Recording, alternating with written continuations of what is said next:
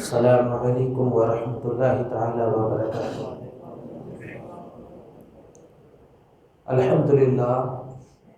الحمدللہ العزیز الغفار والصلاة والسلام علی رسول سیدنا نور الانوار وعلی آلہ واصحابہ ابرار والاخیار وعلماء ملتہ واولیاء خریقتہ وقراء کتابہ وعلینا معہم الی یوم القراءۃ۔ اما بعد فاعوذ باللہ من الشیطان الرجیم، بسم اللہ الرحمن الرحیم۔ الا ان اولیاء اللہ لا خوف علیہم ولا هم یحزنون۔ صدق اللہ العظیم وصدق رسولہ النبی الامین المتین المبین المبین الکریم، ونحن علی ذلک لمن الشاہدین والشاکرین والحمد للہ رب العالمین۔ آئیے ہم سب مل کر ایک بار ساری کائنات کے مرکز عقیدت، آقا نعمت، حضور اکرم حضور احمد مصطفیٰ محمد مصطفیٰ صلی اللہ تعالی علیہ وسلم کی بارگاہ میں جی لگا کر ہدیہ درود پیش کرنے پڑی۔ درود شریف اللہم صلی علی سیدنا و مولانا محمد وآلہ وسلم، صلاۃ و سلاما علیک یا رسول اللہ صلی اللہ تعالی علیہ وسلم۔ عزیزان محترم، میں نے قرآن مقدس سے جس آیت کریمہ کی تلاوت کا شرف حاصل کیا، میرا رب کریم قرآن کریم میں ارشاد فرماتا ہے الا ان اولیاء اللہ لا خوف علیہم ولا هم یحزنون، کہ خبردار بے شک اللہ کے ولیوں کو نہ کوئی خوف ہے اور نہ کوئی غم۔ یہ جو مہینہ چل رہا ہے، آپ تمام حضرات جانتے ہیں کہ یہ مہینہ غوث اعظم رضی اللہ تعالیٰ عنہ کی یاد میں منایا جاتا ہے۔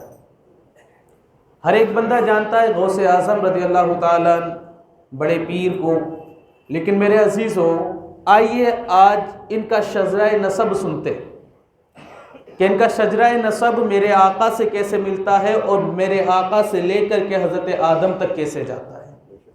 شجرہ نسب تو آپ نے سنا ہوگا، لیکن میرے عزیزو جتنے نام آتے ہیں حضرت آدم سے لے کر حضرت غوث پاک تک، وہ سارے نام آپ یاد کریں۔ اگر یاد نہ کر سکے تو سنیے، انشاءاللہ آپ کے کام آئیں گے۔ اور میرے عزیزو یاد رکھیں کہ سیدنا غوث اعظم رضی اللہ تعالیٰ نے ان کے مطابق میں ابھی کچھ گفتگو کروں گا، لیکن یہ بات یاد رکھیں کہ غوث اعظم رضی اللہ تعالیٰ عنہ کا ولیوں میں جو مقام ہے کہ سارے ولیوں میں سب سے زیادہ افضل مقام اگر کسی کو ملا ہے تو وہ غوث اعظم ہے۔ سیدنا غوث اعظم رضی اللہ تعالیٰ عنہ کے بارے میں میرے اعلیٰ حضرت نے کہا واہ کیا مرتبہ ہے غوث والا تیرا، اونچوں اونچوں کے سروں سے قدم اعلیٰ تیرا، سر بھلا کیا کوئی جانے کہ ہے کیسا تیرا، اولیاء ملتے ہیں تلوے وہ، اولیاء ملتے ہیں آنکھیں وہ ہے تلوہ تیرا۔ یہ سیدنا غوث اعظم رضی اللہ تعالیٰ عنہ کا میرے آقا اعلیٰ حضرت فرماتے ہیں کہ کیا دبے جس پہ حمایت کا ہو پنجہ تیرا، اور شیر کو خطرے میں لاتا نہیں کتا تیرا۔ تو سیدنا غوث اعظم رضی اللہ تعالیٰ عنہ ان کا شجرہ نسب کیا ہے حضرت آدم سے سنیں۔ حضرت آدم علیہ السلام کے بیٹے حضرت شیش علیہ السلام، حضرت شیش کے بیٹے یانس، اور حضرت یانس کے بیٹے میلائیل، میلائیل کے بیٹے حضرت بیارت، بیارت کے بیٹے ادریس، ادریس کے بیٹے متوشخ، متوشخ کے بیٹے نمک نیک نام، نمک نیک نام کے بیٹے نوح، نوح کے بیٹے شام، شام کے بیٹے زلا، زلا کے بیٹے صالح، صالح کے بیٹے عابر، اور عابر کے بیٹے داتا، داتا کے بیٹے راوا، راوا کے بیٹے سارو، سارو کے بیٹے ناخر، ناخر کے بیٹے طارق، اور طارق کے بیٹے حضرت ابراہیم خلیل اللہ، ابراہیم خلیل اللہ کے بیٹے اسماعیل ذبیح اللہ، حضرت اسماعیل ذبیح اللہ کے بیٹے قیدار، قیدار کے بیٹے عوام، عوام کے بیٹے حمل، حمل کے بیٹے ثابت، ثابت کے بیٹے سلیمان، سلیمان کے بیٹے الحیسہ، الحیسہ کے بیٹے الیسا، الیسا کے بیٹے عود، عود کے بیٹے اوا، اوا کے بیٹے عدنان، عدنان کے بیٹے معد، معد کے بیٹے نظر، نظر کے بیٹے مدر، مدر کے بیٹے الیاس، الیاس کے بیٹے مدرکہ، مدرکہ کے بیٹے خزیمہ، خزیمہ کے بیٹے کینانہ، کینانہ کے بیٹے نزار، نزار کے بیٹے مالک، مالک کے بیٹے فار، فار کے بیٹے غالب، غالب کے بیٹے لوئی، لوئی کے بیٹے کعب،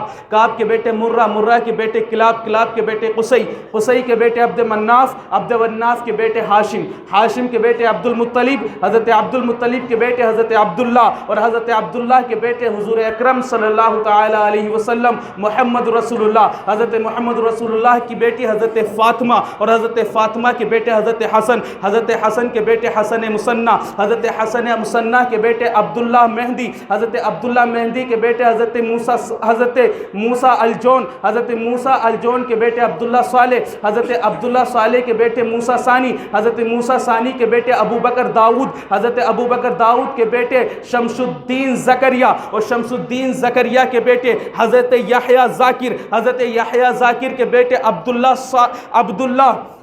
जीली, हज़रत अब्दुल्ला जीली इनको इसलिए कहा जाता है कि इस जीलान के थे, हज़रत अब्दुल्ला जीली और हज़रत अब्दुल्ला जीली के बेटे हज़रत अबू सालेह मूसा जंगी दोस्त और हज़रत अबू सालेह मूसा जंगी दोस्त के बेटे हज़रत सैयदना अब्दुल कादिर जीलानी गौसे आज़म। ये पूरा शज़ाए नसब जो कि आका तक जाता है और आका से हज़रत आदम तक जाता है, ये मेरे गौसे आज़म का शज़ाए नसब है। आप जानते हैं इनका आलम क्या है? गौसे आज़म जिनके हम 11वीं मनाते हैं, ये वो बड़े पीर हैं कि इनसे जो मुसाफा कर लिया करता था वो उस दिन मरता नहीं था। जिस दिन इनसे मुसाफा कर लिया उस दिन उसको मौत नहीं आती थी।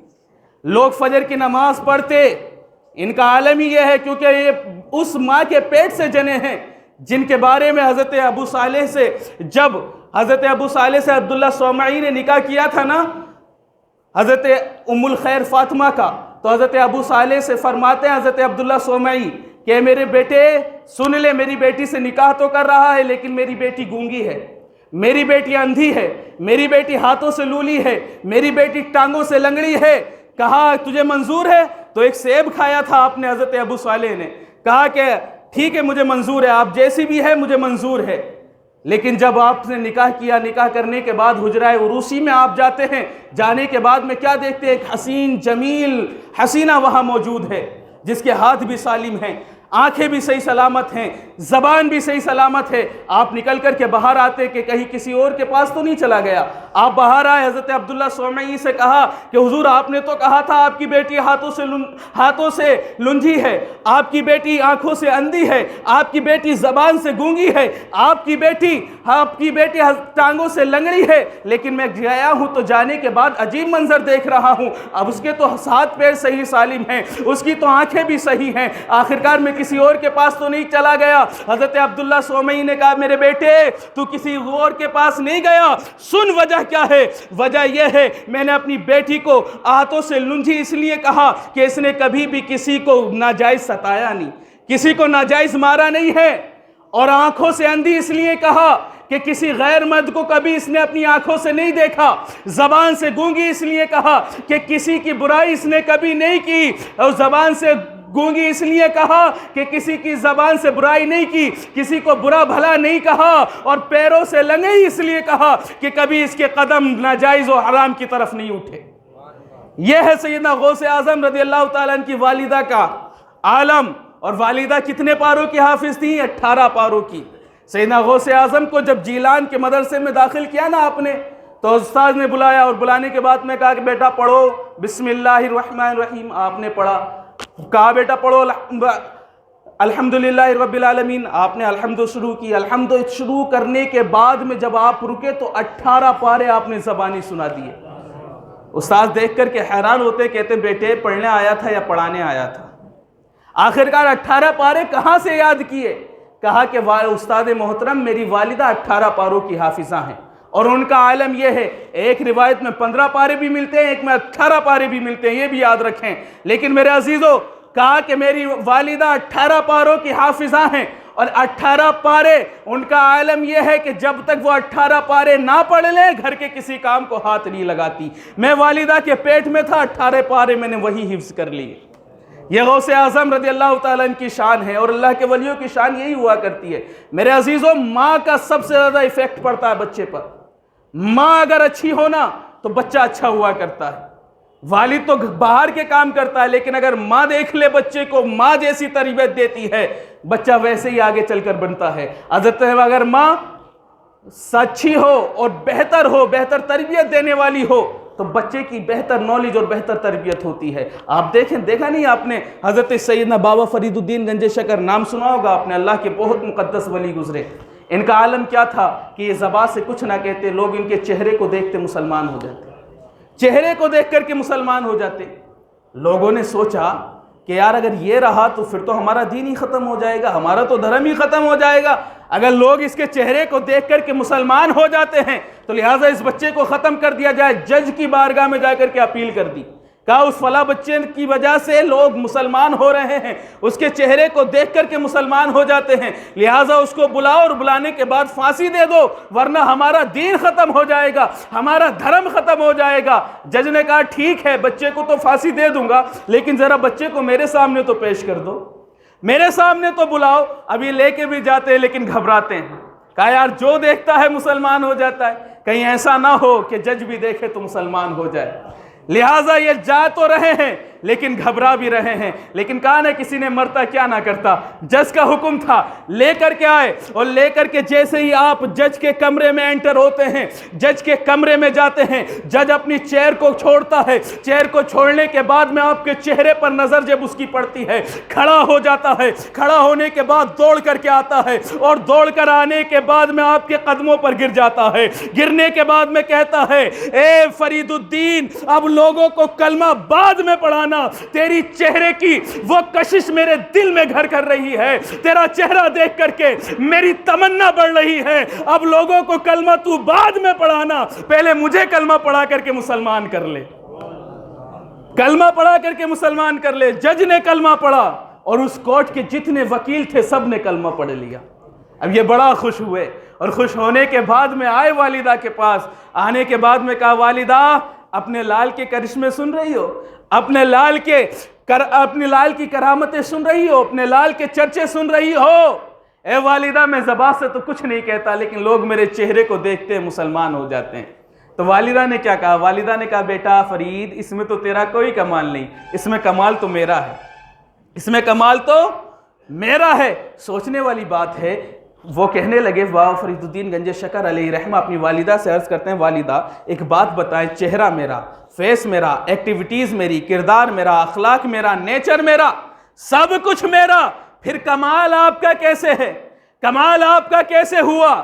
تو آپ کیا فرماتی ہیں ذرا یاد رکھنا میرے عزیزوں، جب والدہ ایسی ہوتی ہے نا، جب بیٹے ولی ہوتے ہیں، کہا بیٹا فرید جب سے تو میری گود میں آیا اور جب سے تو میرے پیٹ میں آیا اور جب سے میں نے ہوش سنبھالا ہے کبھی زندگی میں جھوٹ نہیں بولا، کبھی زندگی میں جھوٹ نہیں بولا، کبھی کسی کی غیبت نہیں کی، کبھی کسی غیر مرد کو اپنی نگاہوں سے نہیں دیکھا، کبھی کسی کو نہیں ستایا۔ اور میرے بیٹے فرید جب تو میری گود میں آ گیا اور جب سے میں نے ہوش سنبھالا ہے کبھی حرام کا ایک لقمہ نہیں کھایا، اور جب تو پیدا ہو گیا، پیدا ہونے کے بعد میں نے کبھی بغیر وضو تجھے دودھ نہیں پلایا، بغیر وضو دودھ نہیں پلاتی تجھے۔ اور میرے بیٹے آج بھی تیری ماں کا عالم یہ ہے کہ جب تو گھر سے باہر نکلتا ہے تیری ماں مصلی بچھا دیتی ہے، رب کی بارگاہ میں فریاد کرتی ہے میرے مولا تو میرے فرید کے چہرے میں وہ کشش دے دے، وہ رنگت دے دے، وہ حیات دے دے، میرے فرید کو وہ نورانیت دے دے کہ یہ زبان سے کچھ نہ کہے، لوگ اس کے چہرے کو دیکھیں اور مسلمان ہو جائیں۔ بابا فرید الدین گنج شکر قدموں پر گرتے ہیں، اور قدموں پر گرنے کے بعد میں کہتے ہیں والدہ اس میں کمال میرا نہیں، اس میں کمال تو آپ کا ہی ہے۔ یہ ہوتے ہیں اللہ والے۔ تو سیدنا غوث اعظم کا میں واقعہ عرض کر رہا تھا کہ جو آپ سے مصافحہ کر لیتا وہ مرتا نہیں تھا، اس دن مرتا نہیں۔ لوگ فجر کی نماز پڑھانے کے بعد ہی آ کر کے بھیڑ لگا دیتے اور لگانے کے بعد مصافحہ کرنے کے متمنی رہتے تاکہ ہمیں زندگی کی ضمانت مل جائے۔ اسی زمانے میں ایک عورت تھی، اس عورت نے بڑی مرادوں سے اپنے بچے کو پایا تھا، وہ روز آتی اور روز آنے کے بعد میں سیدنا غوث اعظم رضی اللہ تعالیٰ عنہ سے مصافحہ کرا کے لے جاتی، پھر اس کو یقین ہو جاتا کہ میرے غوث نے مصافحہ کر لیا ہے، اب اس کا انتقال نہیں ہو سکتا۔ ایک دن ایسا ہوا کہ وہ عورت آئی، آنے کے بعد میں مصافحہ کرایا، مصافحہ کرانے کے بعد گھر گئی لیکن بچہ مر گیا۔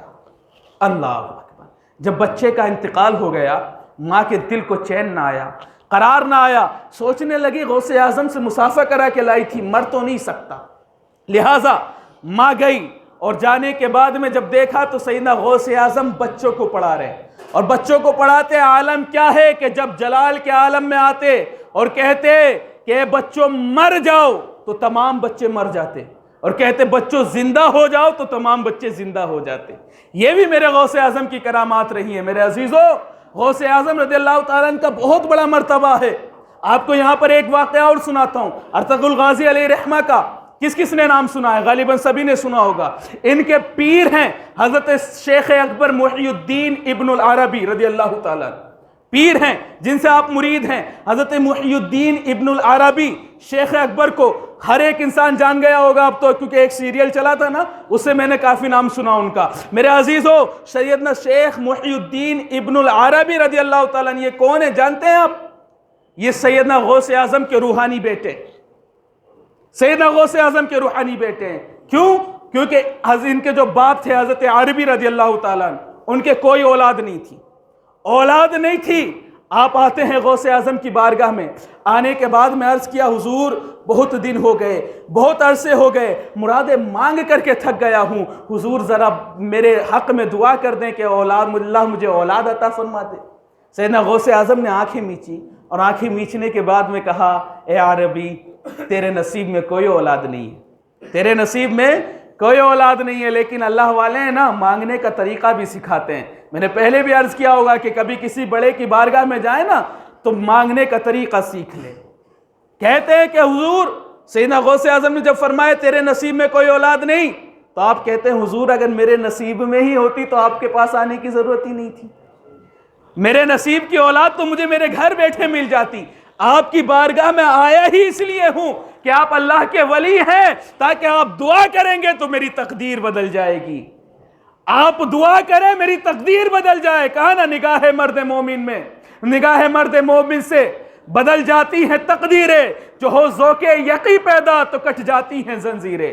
اگر کچھ مرتبہ چاہے تو کر خدمت فقیروں کی، خدا بلا کو ٹال دیتی ہے دعا روشن ضمیروں کی۔ تو خواہ حضور اگر میرے نصیب میں ہوتی تو مجھے گھر بیٹھے ملتی، آپ کی بارگاہ میں آیا ہی اس لیے ہوں تاکہ آپ دعا کریں اللہ مجھے اولاد عطا کر دے۔ سیدنا غوث اعظم رضی اللہ تعالیٰ نے جب اتنا سنا تو کہا اب دیر نہ کر، میری پشت آ کر کے اپنی پشت ملا دے۔ لہٰذا انہوں نے جا کر کے آپ کی کمر سے اپنی کمر ملا دی، اور جب کمر ملائی، ملانے کے بعد غوث اعظم نے فرمایا میری پیٹھ میں بس ایک ہی بچہ تھا، اے عربی وہ تجھے عطا کر دیا۔ لہٰذا جب آپ گھر واپس آئے، آپ کے نطفے سے جو عمل ٹھہرا، اس عمل سے جو بچہ بنا، ان کو کہا جاتا ہے شیخ اکبر محی الدین ابن العربی رضی اللہ تعالیٰ عنہ۔ یہ ہے ہسٹری حضرت محی الدین ابن العربی کی۔ یہ غوث اعظم کے روحانی بیٹے ہیں۔ حضرت غوث اعظم کی کتنی اولادیں تھیں؟ حضرت غوث اعظم کی 52 اولادیں تھیں، 52 اولادیں تھیں حضرت غوث اعظم رضی اللہ تعالیٰ عنہ کی۔ تو میرے عزیزو، وہ عورت جب مسافہ کرا کے لے کر گئی، مسافہ کرا کر کے لے کے گئی، انتقال ہو گیا، اس کے دل کو یقین نہیں آتا، کہنے لگی حضور سے مسافہ کرا کے لائی ہوں، لہٰذا میرا بچہ مر نہیں سکتا۔ اب آئی مدرسے میں، آپ جلال کے عالم میں ہیں، بچوں سے کہتے مر جاؤ، بچے مر جاتے، کہا پھر زندہ ہو جاؤ، بچے زندہ ہو جاتے۔ یہ ہے اللہ کے ولیوں کی کرامت۔ اب وہ عورت آنے کے بعد میں ٹھہری رہی، سوچنے لگی کہ ایسے نہیں کہوں گی، جب غوث اعظم فرمائیں گے مر جاؤ بچوں سے، تب اپنا بچہ بھی چپکے سے رکھ دوں گی، کہو گے زندہ ہو جاؤ، سب بچے زندہ ہوں گے، میرا بچہ بھی زندہ ہو جائے گا۔ لہٰذا جب غوث اعظم جلال کے عالم میں آئے، کہا مر جاؤ، تمام بچے مر گئے، اس نے بھی چپکے سے اپنا بچہ رکھ دیا۔ اور رکھنے کے بعد میں سب بچوں نے کہا، جب غوث اعظم نے کہا زندہ ہو جاؤ، سب بچے زندہ ہو گئے، لیکن یہ بچہ زندہ نہیں ہوتا۔ اب تڑپ گئی، اب مچل گئی، کیونکہ ماں کا عالم ہی یہ ہوتا ہے۔ آپ کبھی دیکھیں نا ماں کتنا تڑپتی ہے بچوں کے لیے، لیکن آج بچوں کا عالم کیا ہے کہ ماں کے لیے تھوڑی بھی تڑپ ہمارے اندر پیدا نہیں ہوتی۔ آج تو عالم یہ ہے ہمارا کہ باپ بوڑھا ہو گیا، ماں بوڑھی ہو گئی ہے، تو اگر کوئی کھانے کی چیز بھی لاتے نا تو وہ تکتی رہتی ہے، اور ہم اپنے بچوں کو کھلا دیتے ہیں، بیوی کو کھلا دیتے ہیں، لیکن ماں کو نہیں کھلاتے۔ میرے عزیزوں، ان احسانات کو بھی یاد رکھا کرو۔ جب ہم بچے تھے نا، ماں سے اگر کہا کہ ماں مجھے یہ سبزی نہیں کھانی ہے، دوسری کھانی ہے، تو ماں دوسری سبزی بنایا کرتی تھی۔ باپ سے اگر خواہش کر دی کہ والد محترم مجھے یہ چاہیے، تو باپ اپنی پیٹھ پر بوریاں لاد کر کے مزدوری کر رہا ہوتا ہے، اتنی دھوپ میں مزدوری کرتا ہے کہ اس کی آنکھوں سے پسینہ، اور عالم یہ ہوتا ہے کہ پسینے کے عالم سے بے ہوش بھی ہو جاتا ہے، لیکن اس کو یہی فرق ہوتا ہے کہ مجھے میرے بچوں کو پالنا ہے۔ ان کی وہ محبتیں بھول جاتے ہیں. آج عالم یہ ہوتا ہے کہ اگر والد کسی چیز میں مشورہ دے دے تو ہم کہتے ہیں جی بیٹھے رہو جی تمہیں کیا معلوم آج ماڈرن زمانہ ہے. کہ ماڈرن زمانہ اتنا ماڈرن ہو گیا ہے کہ باپ کی تعظیم کرنا نہ سکھائے, ماں کی عظمت بتانا نہ سکھائے. میرے عزیزو, ماں کا عالم یہ ہوتا ہے کہ یہ ماں اپنے بچے کو کبھی سردی کے عالم میں گیلے پر نہیں سونے دیتی, ہمیشہ سوکھے پر سلاتی ہے. یہ عالم ہے ماں کا. اگر ذرا سی خواہش ہوتی ہے, ذرا سا تم تڑپتے ہو, ماں تڑپ جاتی ہے, ماں مچل جاتی ہے. ماں کی عالم یہ ہے, ماں کی محبت یہ ہے. جب ماں نے دیکھا نا کہ بچہ زندہ نہیں ہوا, رونے لگی, گڑ گڑانے لگی کہ حضور میرا بچہ چلا گیا, میرا بچہ مر گیا ہے. غوث اعظم نے کہا کہ میرے کہنے سے نہیں مرا, اگر میرے کہنے سے مرتا تو زندہ بھی ہوتا, میرے کہنے سے نہیں مرا. کہا حضور بہت مرادوں سے پایا تھا, ایک ہی لال تھا. لوگ مجھے بانج کہیں گے, لوگ مجھے کہیں گے کہ بانج ہو گئی ہے, لوگ کہیں گے اس کے پاس اولاد نہیں ہے, لوگ گھرنا محسوس کریں گے, لوگ مجھ سے دور جائیں گے. مجھے کسی بچے کو, آج آپ بھی دیکھتے ہیں نا ہمارا معاشرہ یہی ہے, اگر کسی پر اولاد نہیں ہوتی ہے نا تو ہم اس کو اپنی اولاد دینا بھی پسند نہیں کرتے اس کی گود میں. بہت سی بوڑھیوں کو ہم نے دیکھا وہ پرانے زمانے کا خیال رکھتی ہے, اور جس کے اولاد نہیں ہوتی بہوؤں کے بچے بھی ان کی گودوں سے لے لیتی ہیں. یہ اسلام اجازت نہیں دیتا. میرے عزیز ذرا سوچیں آپ, اللہ نے آپ کو اولاد دی, جس کے اولاد نہیں ہے, اگر آپ اس عالم میں اس سے بچہ لے لیں گے اس کے دل میں کیا بیتے گی کہ میرے پاس بھی اولاد ہوتی تو مجھ سے بچہ نہ لیا جاتا. اسلام یہ مجاز ہمیں کبھی نہیں دیتا. اسلام تو وہ مزاج دیتا ہے کہ محمد عربی صلی اللہ تعالی علیہ وسلم نے سر فرمایا کہ کسی کا دل نہ دکھاؤ, کسی کے دل کو ٹھیس نہ پہنچاؤ. عالم یہ ہے, میرے آقا کریم صلی اللہ تعالی علیہ وسلم نے شو آف کرنے سے بھی منع کیا. اگر تمہیں نعمتیں ملی ہیں تو اسے غریبوں کے سامنے ظاہر نہ کرو. کہیں غریب کے دل میں یہ خیال نہ آ جاتے کہ کاش میرے پاس بھی یہ نعمتیں ہوتی. آج تو عالم یہ ہے کہ ہمارے ہاں جہیز بھی ہوتا ہے نا, تو جہیز کو بھی شو آف کیا جاتا ہے کہ میں نے ماروتی دیے تو تمام زمانہ دیکھے آ کر کے. لیکن تمہارا دل کبھی یہ بھول جاتا ہے کہ اس آنے والوں میں کوئی غریب کی بیٹی بھی ہے. جب وہ اپنے گھر واپس جاتی ہوگی تو کتنے بوجھل اس کے قدم ہوتے ہوں گے, کتنا وہ سوچتی ہوگی کہ کاش میرا باپ بھی مالدار ہوتا, کاش میرا باپ بھی امیر ہوتا, کاش میرا باپ بھی سرمایہ دار ہوتا تو آج میں باپ کے یہاں نہ بیٹھی ہوتی. اس لیے میرے عزیزو, اسلام نے ایک مزاج دیا ہے, کہا کسی کے سامنے شو آف نہ کرو. کہا کہ بیوی کو اگر پیار کرنا ہے تو کسی بیوہ کے سامنے بیوی کو پیار نہ کرو, تاکہ اس کے دل پر یہ خیال نہ آ جائے کہ میرا بھی شوہر ہوتا تو مجھ سے بھی اسی طریقے سے پیار کرتا. اپنے بیٹوں کو یتیم کے سامنے پیار نہ کرو, تاکہ اس کا دل یہ ملول نہ ہو جائے کہ میرا باپ ہوتا تو مجھے بھی اس طریقے سے پیار کرتا. ماں تھی میرے عزیزو, تڑپ گئی, رونے لگی, حضور مجھے لوگ بانج کہیں گے, حضور مجھے اس سے لوگ گھرنا کریں گے, مجھے اپنا بچہ دینے سے شرمائیں گے, کترائیں گے. سیدنا غوث اعظم رضی اللہ تعالیٰ عنہ کی بارگاہ میں جب اس نے فریاد کی, رونے لگی, گڑ گڑانے لگی, آنکھوں سے آنسو ہیں کہ حضور مجھے میرا بچہ عطا کر دیجئے, حضور مجھے میرا بچہ مل جائے. سیدنا غوث اعظم رضی اللہ تعالیٰ نے ہاتھ اوپر کیا, ہاتھ اوپر کرنے کے بعد میں جھڑک دیا, بچہ زندہ ہو گیا. اللہ اکبر. جب بچہ زندہ ہوا عورت خوش ہو گئی. خوش ہونے کے بعد میں جانے لگی.